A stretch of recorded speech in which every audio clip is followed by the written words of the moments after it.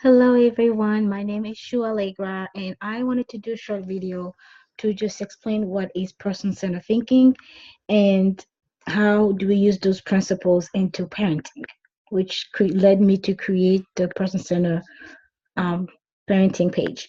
So person-centered thinking is a set of tools that help us individuals create a life where we have balance between what's important to us and what's important for us.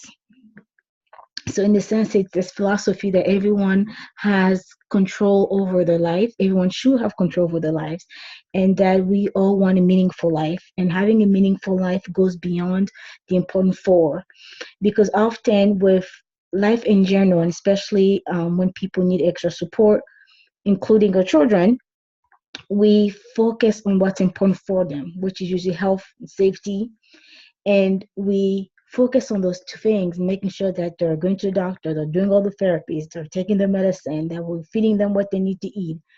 But we forget to include what's important to someone. This lack, if you want, happens in pretty much all spheres of society, but it's very prevalent in human services where we focus on giving people, making people go through a certain program or meet certain criteria, but we forget to include the things that make life meaningful for that person. So with important too, you're looking at preferences, rituals, um, daily routines. You're looking at what makes that person happy, what helps them find meaning in life, what makes for a good day for them. You're trying to find these little things that are really unique to their likes, really unique to their personality, really unique to their interests, things that really make life meaningful. So as we know, personal thinking often used in human services or social services, as services are provided to people to help them um, achieve life, achieve success in life, and meet their goals of independence and whatnot. So when we use this approach in social services, we not only focus on making sure that people are going to therapy and going to a doctor and or eating on a good diet or their medical needs are taken care of, but we make sure that we are doing that in a way that makes sense to the individual, in a way that helps them feel in control of the situation, in control of their own lives. And in doing so, we're including things that are important to them and giving them choice and giving them opportunities to learn and giving them permission to fail as well, because that is all part of living. So, how do we take that person centered thinking philosophy and move it into parenting? Often people say, well, won't this look like chaos if we're letting our kids do whatever they want because, we're focusing so much on important too, like giving them all the wants, all the things that make life, meaningful and all the preferences, if you want, and but not really guiding them in um, providing them like more the what's good for them, structure and all that. Well, here's the truth about it. It's all about balance. All of us are trying to find that balance in life, whether you're a parent or not. All of us are trying to find balance in life. We all know that we want to eat healthy, but also maybe you like the dark chocolate like I do, or you like the milkshake, and you have to find that balance. Okay, how many milkshake can I have today? And then maybe I have to go for a little jog afterwards to kind of compensate for for the milkshake that I drank earlier. Or finding balance. Sometime I look, no, do I take this job that it's really important, that it really seems enjoyable to me, that's 45 minutes away, or do I take the one that's close to home, but it will be a job that I'm bored in?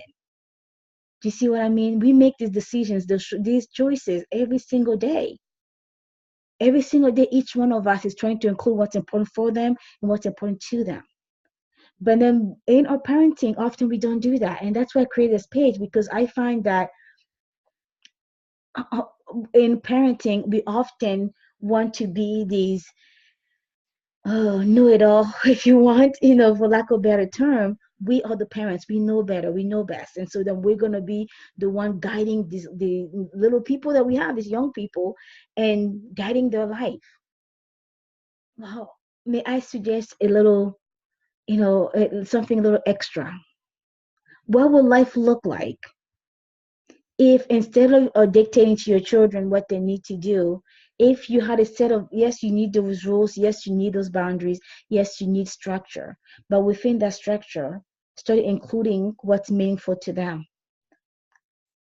So maybe instead of assigning chores just randomly throughout your house, like everybody has to do these chores, maybe start looking at your children's interests. That's what parent-centered thinking is. So you go looking at your children's interests, looking at their skills, looking at things they really excel at, and then you craft their responsibility around those things. So, for example, in my house, I have a child who loves to be like the overseer. I literally call the overseer in our house, because he likes to make sure that things are running smoothly, that things are, where they need to be, that things are in order. Well, guess what his chore is? His chore is to make sure at the end of the day that all the blinds are closed, all the doors are locked, all the lights are turned off. And you might think, oh, well, it's just a chore. Yeah, but for him, it's no longer a chore, because this is something that's important to him as a person. His personality thrives in order. His personality thrives in making sure that people are safe. His personality thrives in, overseeing stuff. So when I delegate this task to him, it empowers him to do it joyfully. Like for him, it's not a chore. For him, he's in charge, and he takes that job very seriously.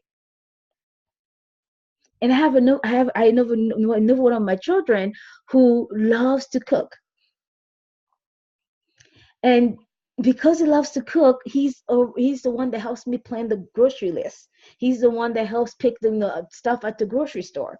And that's funny, actually, both of my boys are getting, are enjoying doing that together. So it's become this, big family affair. But I'm using the interest not only to teach them stability, to teach them, different chores, and teach them how to do things and navigate life, but I do it from a strength base. I use those strengths to literally help them achieve success in life, and kind of set the foundation for them to feel that they're in control of their life, they're in charge, although I'm setting the structure. So what does the structure look like at dinner, for example? What does person-centered parenting look like at dinner, when you're trying to make your kids eat veggies, but all they want is the food that you don't want them to have? As a parent, you might be focused on the health and safety, right? You want it to be healthy. The important for, like I said, things are important for them is to eat healthy, right? Because we want them to grow, we want the bones to be strong, and all that stuff.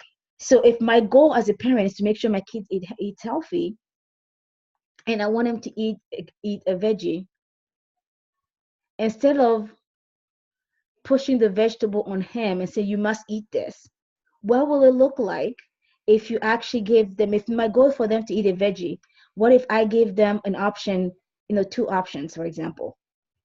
Do you want a broccoli or do you want peas? So at the end of the day, like I'm still make sure they're getting what they need, what's important for them, but I'm also giving them that choice. I'm also giving them, the opportunity to have a preference and to actually have their voices heard as well. So then when I offer the peas or the broccoli, if they say peas, then I'm giving them the peas. And sometimes even before I cook, as we start, planning menus, and because some of my kids like to be part of, like to do that. That's just something that's of interest to them.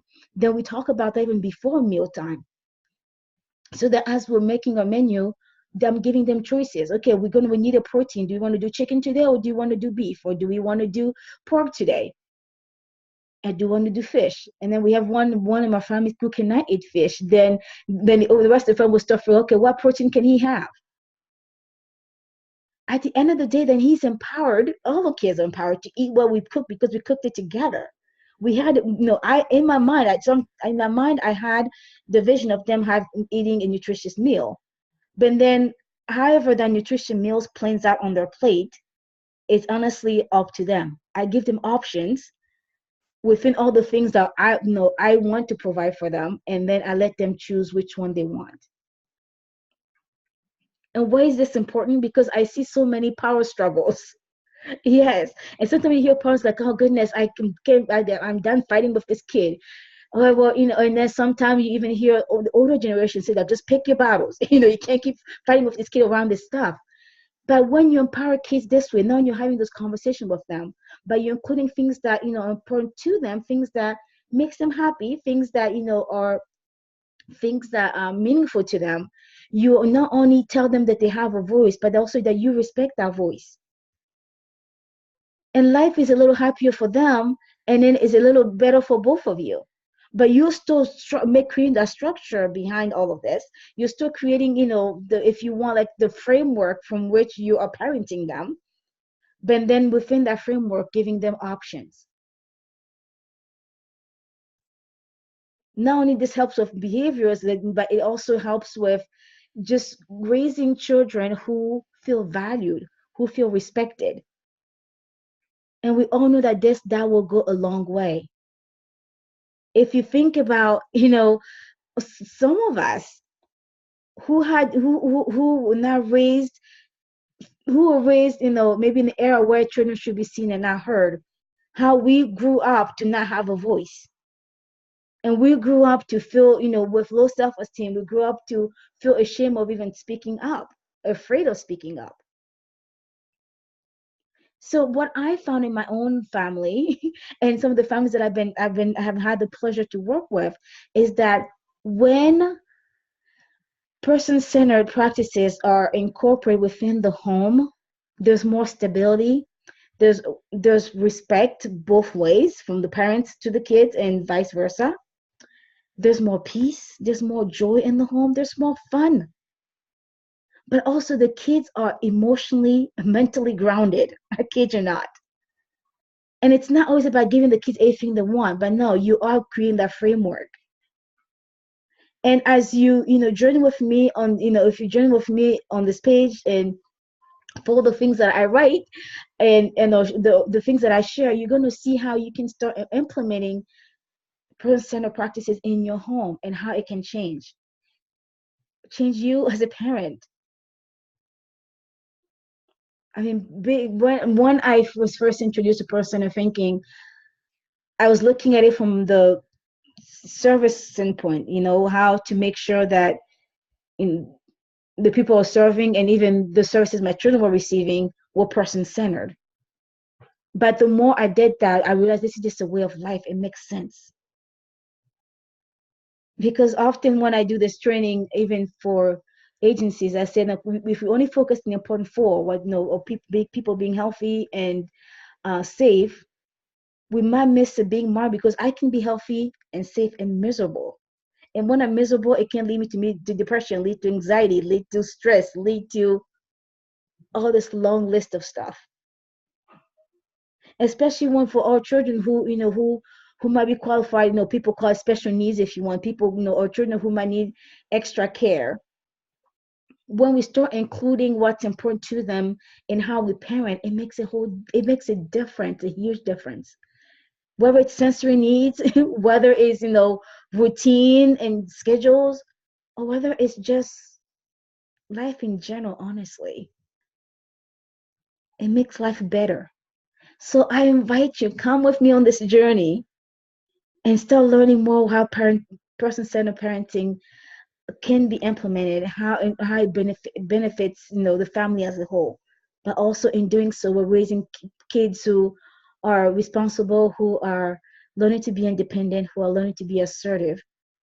Because don't we all want that for our children? I know I do. And I hope that the little work that I'm doing now with my kids is paving the way for them to be there, to get there. And you can be part of it too. You can learn as well and help your children, set them up for a better success in life. So welcome to person-centered parenting.